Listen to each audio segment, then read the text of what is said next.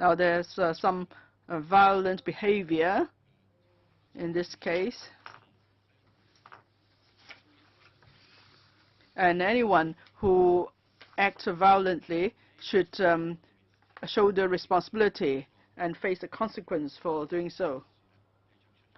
The Pan-Democrats have already condemned those engaging in violent acts soon after the incident.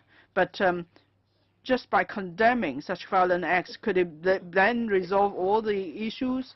I'm sure many of us understand this. If we just condemn those people, if we just buy more water cannon vehicles, and if we do not try to get to the cause of the problem, and if we do not face up to such causes, then are we also trying to shift the focus here?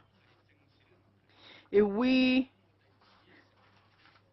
take this seriously, why can't we set up a commission of inquiry? Now, some members pointed out that there is criminal investigation going on at the moment. But if we look at past experience of commission of inquiry, the 2011 Lama vessel collision tragedy, yes, a criminal investigation was started, and eventually the captains were arrested. But on the second day of the tragedy, Sri Lanka already set up a commission of inquiry in accordance with Cap 86. So there were precedents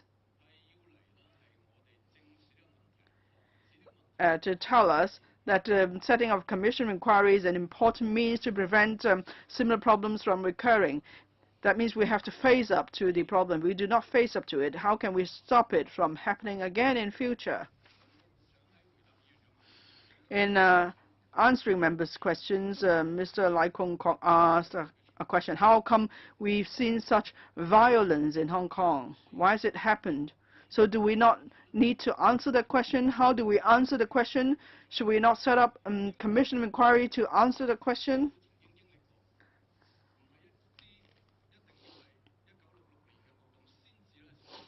Now, the independent commission of inquiry were set up only for cases like the 1967 riots.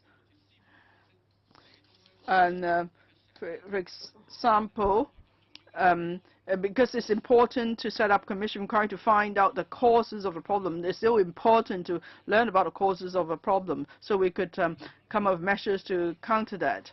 So that's the duty of an independent commission of inquiry. So shouldn't we face up to this? We just say that this is a serious incident, we don't want it to happen again, but we won't set up an independent commission of inquiry. Now, I don't think that's what a responsible government should do.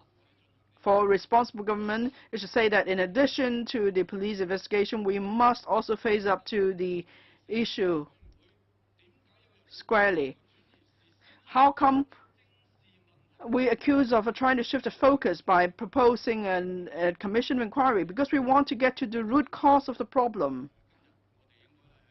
So I think today we should convey clearly our demand to the government for a commission of inquiry. We have to tell them clearly why it is necessary. In fact, before we even ask, the government should have done it on their own accord.